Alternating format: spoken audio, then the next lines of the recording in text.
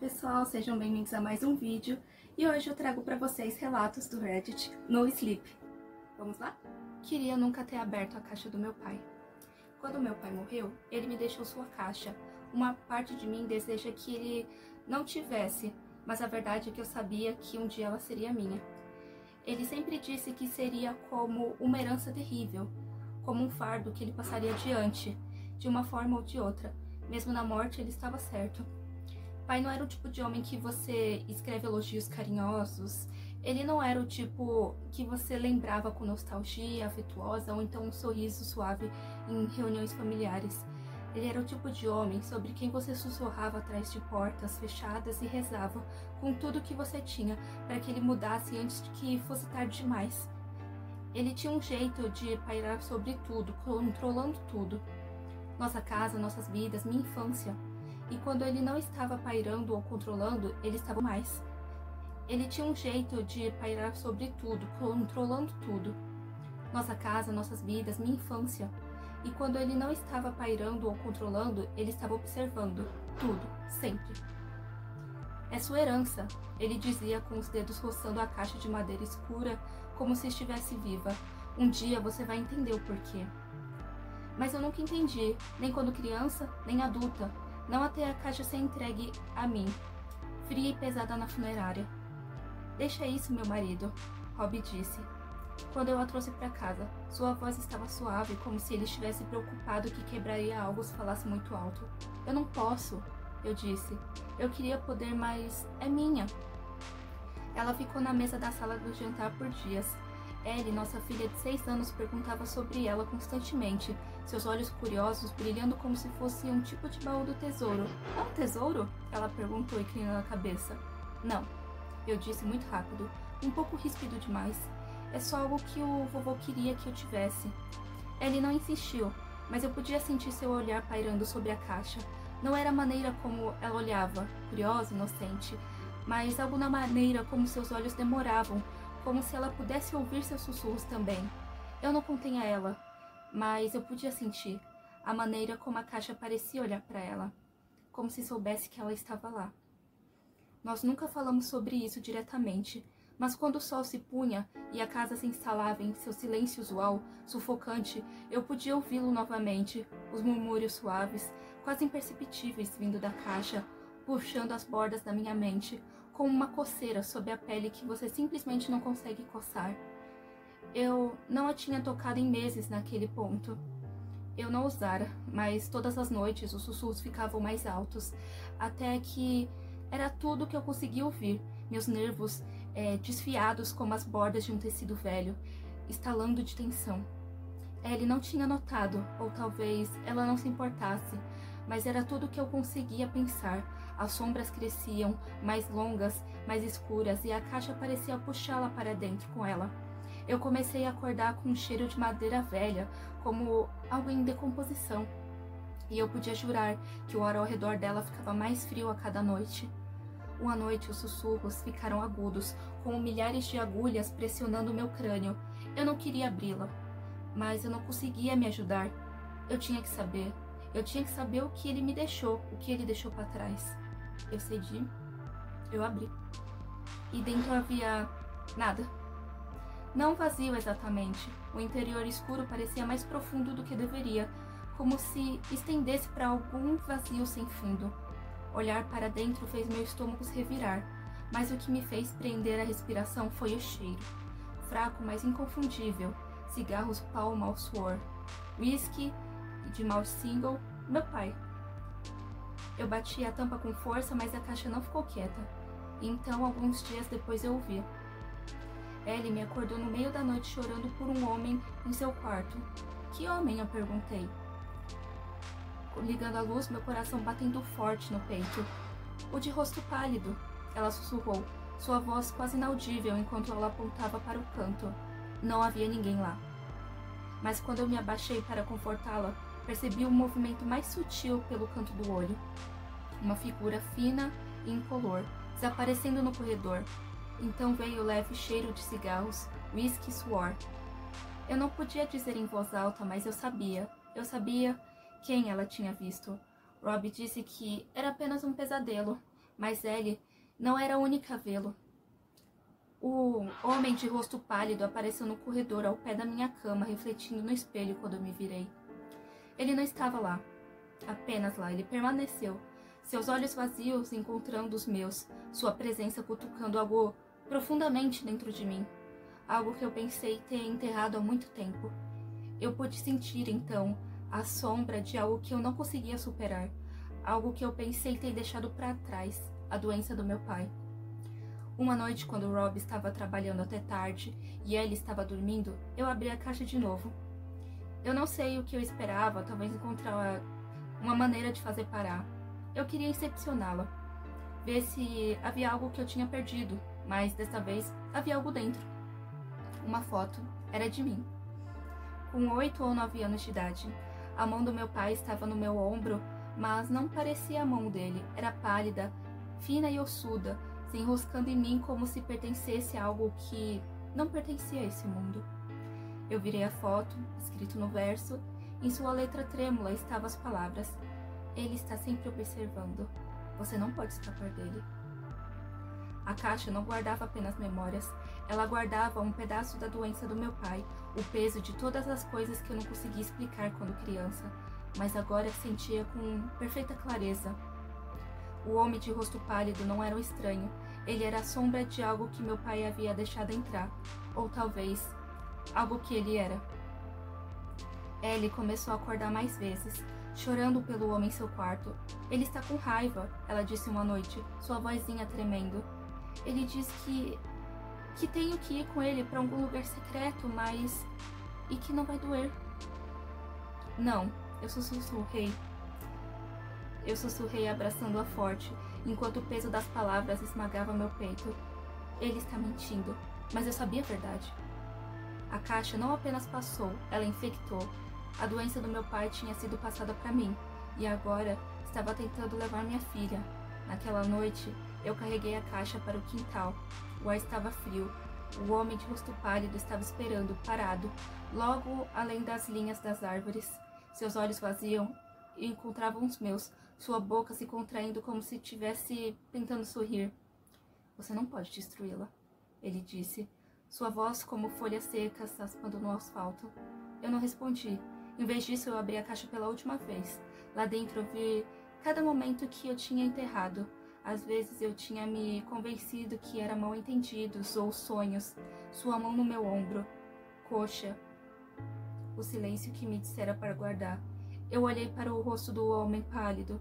E pela primeira vez eu não desviei o olhar. Você não é ele, eu disse, minha voz quebrando. Você é apenas o que ele fez. Sua expressão não mudou, mas algo mudou. O ar ficou mais frio. O mundo ao meu redor quieto e sufocante. Você não pode destruí-la, ele repetiu, cada palavra mais ameaçadora que a anterior. Assista-me, eu disse com a minha voz rouca. Eu joguei a caixa na fogueira, molhando-a com gasolina.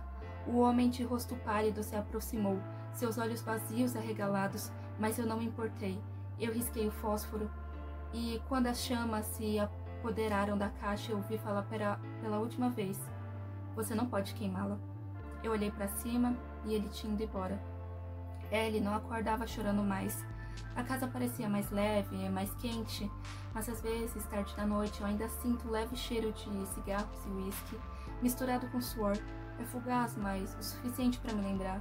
Eu sei que a caixa se foi, mas sei que a sua sombra permanecerá para sempre.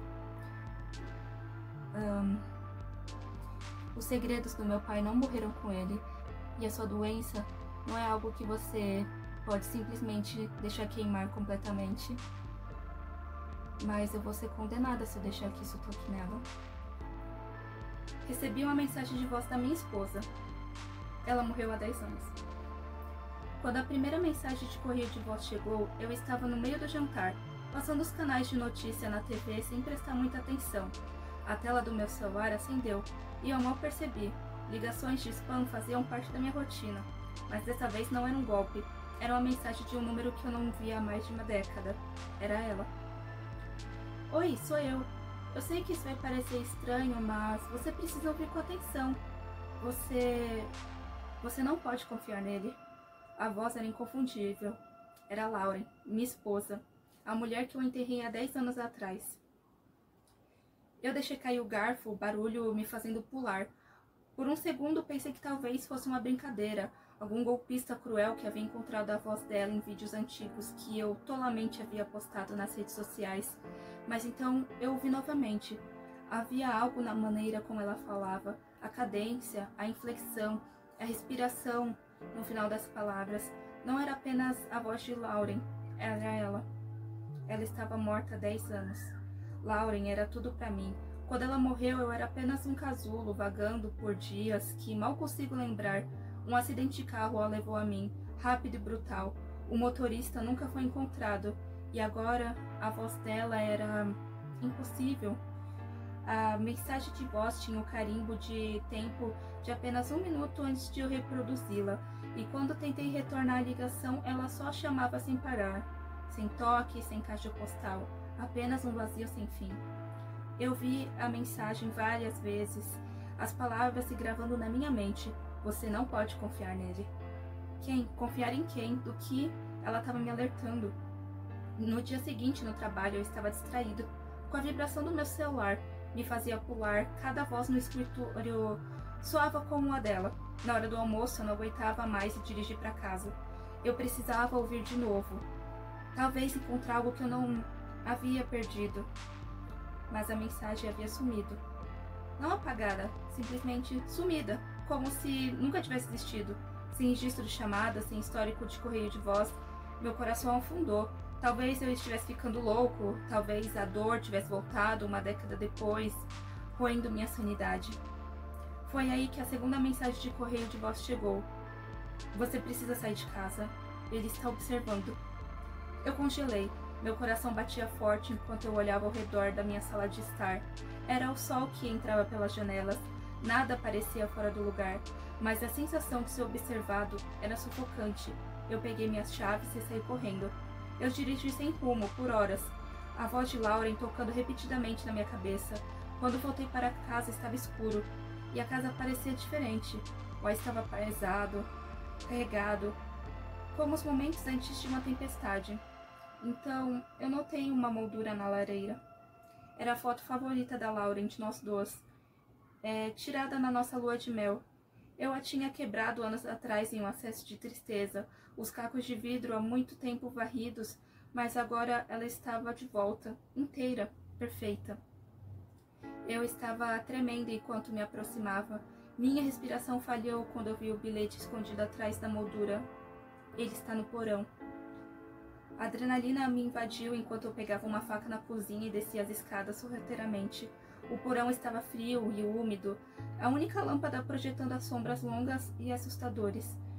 No começo eu não vi nada, apenas caixas velhas e um leve cheiro de mofo. Mas então eu percebi o canto. As sombras não estavam alinhadas. Eu aproximei, minha respiração presa na garganta. O ar parecia vibrar por um segundo. Achei que ouvi sussurros. Quando cheguei ao canto, não encontrei nada além de um espelho. Ele não estava lá antes. O reflexo não era meu. O rosto de Lauren me encarava, seus olhos arregalados de terror. Seus lábios se moviam silenciosamente, formando palavras que eu não conseguia ouvir. Meus joelhos fraquejaram. Quando o espelho pareceu ondular, o vidro se distorcendo como se ela estivesse pressionando contra ele do outro lado. Então os sussurros começaram. Eu corri batendo a porta do porão atrás de mim. Minha mente estava a mil, meu pulso ensurdecedor e em meus ouvidos eu não conseguia entender nada.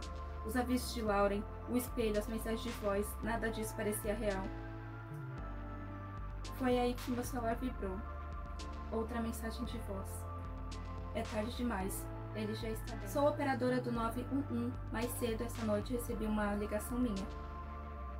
Não tenho certeza do quão inteligente é divulgar informações pessoais depois que algo que eu achava que só acontecia em filmes realmente aconteceu. Mas estou com medo do que tudo isso pode significar e eu quero que as pessoas ouçam e saibam disso se algo acontecer comigo. Asseguro a você que não tomo nenhum tipo de medicamento, não sofro de nenhuma doença mental e não tenho nenhum trauma de qualquer tipo e qualquer forma que você possa imaginar. Sou uma pessoa completamente normal, vivendo uma vida completamente normal, bem, era, eu acho, até agora. Meu nome é Marielle, sou de uma cidade pequena da Geórgia, onde todo mundo se conhece, e trabalho como operadora do 911. Minha família mora em uma cidade rural fora do estado.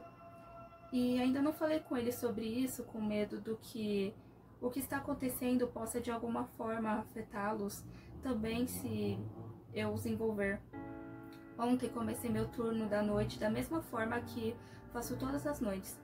Na maioria das vezes recebo chamadas de baixa prioridade e algumas vezes pegadinhas. E desde que faço isso há alguns anos, fiquei bem boa em discernir o que é realmente uma chamada preocupante. O turno foi bastante tranquilo, até que recebi o que pensei ser uma ligação de brincadeira. 911, qual a sua emergência? Falei ao telefone depois de colocar minha xícara de café de volta na mesa e me reacomodar. Tem alguém do lado de fora da minha casa. Eles estão olhando para o meu quintal e janelas nos últimos 2 minutos. Era uma mulher do outro lado, sua voz era familiar desde as primeiras palavras, mas eu não consegui identificá-la ainda. Ela falava muito rápido, era óbvio que o quanto ela estava nervosa com isso. Nada surpreendente, eu também estaria. Eu pensei que fosse algum amigo, mas eu não conheço essa pessoa. E ela parece estranha. Ok, senhora. Empurro minha carteira mais perto da mesa enquanto começo a digitar no computador. Fiz outra pergunta à senhora enquanto isso. Você pode me dar seu endereço e me dizer se consegue ver essa pessoa e se ela está armada? Sim, eu estou da Casa Amarela em... A mulher continuou, mas admito que eu não o vi. Ela tinha acabado de dar o endereço da minha casa. Parei meus dedos no meio da escrita e suspirei, pensando que devia ser uma das minhas amigas. Somos um grupo pequeno e muito travessas, uma com as outras. Meio fora do personagem para a nossa idade, devo admitir, mas... Disse várias vezes o quão sério pode fazer ligações de brincadeira para o 911 para as pessoas. Quem é você? Você sabe o quão mal isso pode acabar para você, certo? Peguei minha xícara de café, revirei os olhos e segurei minha mão pronta para desligar a chamada. Mas ela continuou. O quê? Eu não entendo, estou falando sério, por favor, não desliga. Ela retrucou em mim um tom que me pegou de surpresa. Então, depois de um segundo, ela voltou à atitude anterior, um tanto apavorada. Desculpa, mas isso não é brincadeira, por favor. Estou com medo do que essa pessoa pode fazer. Ok, senhora. Coloquei a xícara de volta na mesa e estava pronta para prolongar essa ligação o suficiente para fazer essa mulher enfrentar as consequências por ocupar a linha. Que azar para ela, pensei. Pega a operadora que mora exatamente na casa que ela decidiu que seria seu alvo. Qual é seu nome e em qual quarto você está agora? Eu sou Marielle, estou olhando pela janela do meu quarto agora. Eles ainda estão lá. Meu sangue começou a ferver. Quão insensata essa pessoa deve ser. Era obviamente uma amiga. Aumentei minha voz dessa vez, avisando-a novamente o quão mal ela vai se arrepender de fazer suas ações. Se fazer uma ligação de brincadeira novamente, e assim que eu estava prestes a desligar, Marielle começou a me implorar freneticamente para não fazer isso. Por algum motivo, algo dentro de mim estava dizendo para ouvir. Decidi dar a ela mais uma chance.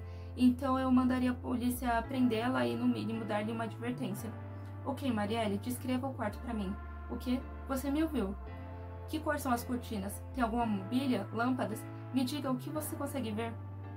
Embora eu conheça essas amigas há bastante tempo, nenhuma delas jamais esteve em minha casa.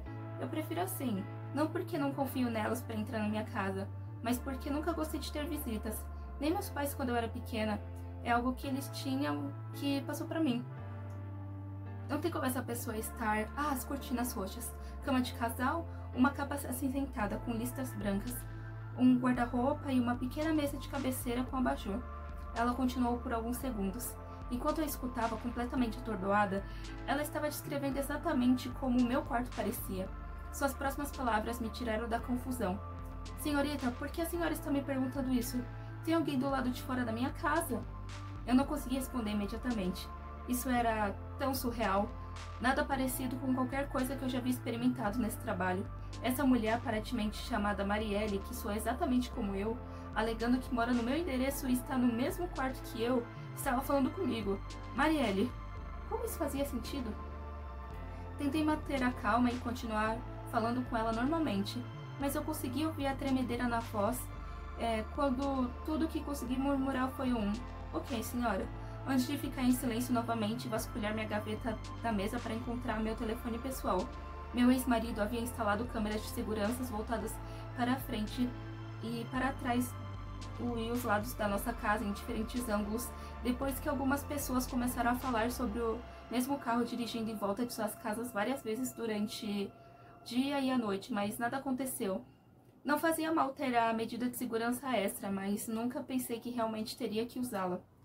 Abri o aplicativo enquanto essa Marielle continuava dizendo olá, mas eu estava muito ocupada para responder. Admito que meu coração havia caído no meu estômago nesse ponto, e só piorou depois que eu abri o aplicativo da câmera. A janela do meu quarto dava para um dos lados da minha casa e logo alguém da cerca de madeira via alguém andando de um lado para o outro, enquanto olhava para casa. Finalmente me recompus. Ok, Marielle, ok, estou enviando uma viatura para você imediatamente. Desculpe a demora. Tentei recuperar a compostura, mas ainda consegui ouvir minhas palavras tremendo enquanto as dizia em voz alta. Embora a pessoa não tivesse invadido e tecnicamente não estivesse livre de qualquer influência de álcool ou drogas falando comigo mesma, com uma outra eu, afaste-se da janela para garantir que ele não veja você. Pausei por um momento, percebendo o quão ridícula era toda essa situação novamente, e terminei minha pergunta ouvindo atentamente a resposta que estava prestes a ouvir, da outra Marielle, sem saber o que esperava ouvir.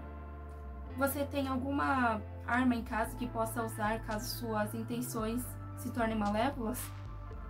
Quero dizer, a única coisa que consigo pensar agora são as facas na cozinha, e tem uma pistola velha, mas ela está no porão e a porta para ela fica do lado de fora. Eu vou ter que me defender? Ela parecia estressada ao perguntar, mas eu fiquei chocada ao ouvir as mesmas palavras exatas que eu teria dito em resposta a essa pergunta. Eu tenho uma pistola e ela está no porão, cuja porta fica do lado de fora. Ainda incapaz de compreender tudo isso, eu disse a Marielle, ou a mim mesma, acho, para verificar novamente e ver a pessoa, onde a pessoa está, e a tranquilizei de que a viatura está a apenas alguns minutos de distância da casa. Só agora finalmente olhei em volta, pensando que devia estar sonhando, e encontrei o olhar de um colega de trabalho que tinha a sobrancelha arqueada. Ele deve ter escutado minha conversa e me visto agindo de forma estranha, mas eu tentei sorrir o melhor que pude e acenei com a cabeça, rapidamente voltando o meu foco para minha tela antes de poder ver sua reação. Marielle, você ainda os vê? Perguntei. Não obtive resposta por mais alguns momentos. Ela então gaguejou e eu pude ouvir a porta rangendo ao mesmo tempo em que a porta do meu quarto e seus passos se movendo rapidamente de um cômodo para o outro, provavelmente olhando para as outras janelas. Não. Ele não está do lado de fora agora. Eu não sei onde ele está. Oh meu Deus, eu perdi ele. Ele está vindo em direção à minha casa. Ela parecia estar à beira de um ataque de pânico. Fiz o meu melhor para acalmá-la. Então, enquanto procurava a pessoa alternando entre diferentes câmeras, quando eu encontrei, via no quintal com o braço levantado no meio do ar. Momentos depois, uma pedra voou em direção à janela da minha cozinha. E, embora as câmeras não tenham áudio, o grito da Marielle foi perfeitamente sincronizado com o impacto. Ele acabou de quebrar uma das minhas janelas. Ela gritou freneticamente e começou a delirar inaudivelmente ao telefone. Marielle, vá pro sótão, rápido. A polícia estará em sua casa em breve. Use qualquer coisa que encontrar lá em cima para poder bloquear a entrada.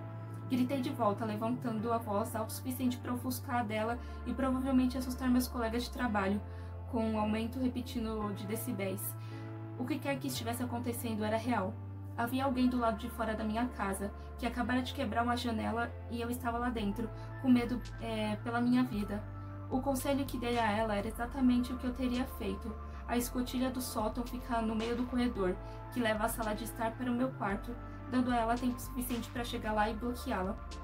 Depois, considerando que essa pessoa tinha que passar pela cozinha e depois pelas partes mencionadas da casa, pelo meu cálculo, Marielle teve tempo suficiente para chegar lá e usar todo o lixo acumulado e qualquer outra coisa que pudesse encontrar para manter a escotilha fechada, pelo pouco tempo que faltava para a polícia chegar. Eu pude ouvir Marielle batendo a porta atrás dela e correndo pelo corredor laminado em direção à escotilha. Eu ofeguei audivelmente enquanto ela gritou no alto-falante e o telefone caiu com um baque alto. Seus passos foram ficando cada vez mais distantes enquanto o outro, mais pesado, se aproximava cada vez mais. e mais rápido pelo corredor e mais perto do telefone. Você ainda está aí? A polícia está quase chegando no seu local. Foi tudo o que eu consegui pensar para dizer no meu último esforço para assustar quem quer que fosse essa pessoa. Alguns segundos de silêncio, eu esperava ouvir algo que... qualquer coisa, algum comentário assustador, cripto ou então ao menos uma respiração, mas não havia nada. Minha última palavra no receptor foi um alô, vazio, antes de outra extremidade desligar. Eu não conseguia acreditar no que tinha acabado de acontecer, e devo ter ficado sentada na minha mesa olhando a tela por pelo menos 2 minutos antes do mesmo colega de trabalho de antes, Connor, vir e colocar a mão no meu ombro, me fazendo gritar e empurrá-lo para longe. Todo o escritório olhou para nós e ele levantou as mãos no ar. Pedi desculpas profusamente, mais vezes do que consegui contar. Todos voltaram para suas mesas e Connor abaixou as mãos. Chamada difícil? Ele perguntou e se encostou na minha mesa, me dando um chocolate. Você pareceu muito nervosa o tempo todo e... bem, isso só confirma. Eu nem reconheci o lanche depois que olhei para ele e apenas encontrei seus olhos novamente sem saber o que dizer. Comecei com algumas palavras desconexas antes de me desculpar e sair do turno mais cedo. São um pouco mais de 2:30 da manhã, enquanto termino de escrever isso. Reservei um quarto no hotel mais lotado que pude encontrar, com o quarto mais próximo da escada que leva para a recepção, fechado as persianas e trancando a porta 2 vezes. Tenho medo de ir para casa e não sei com quem falar sobre isso sem parecer completamente louca. Ainda não ouvi nada dos policiais que atenderam e não sei o que fazer sobre isso amanhã. Qualquer pessoa que esteja lendo isso, por favor, acredite em mim. E mesmo que não acredite, você pode, por favor, me oferecer algum conselho? Então, gente, esse foi o vídeo. Espero que vocês gostem. E se tiver algum relato, pode deixar nos comentários que eu leio no próximo vídeo. E é isso. Até mais. Beijão.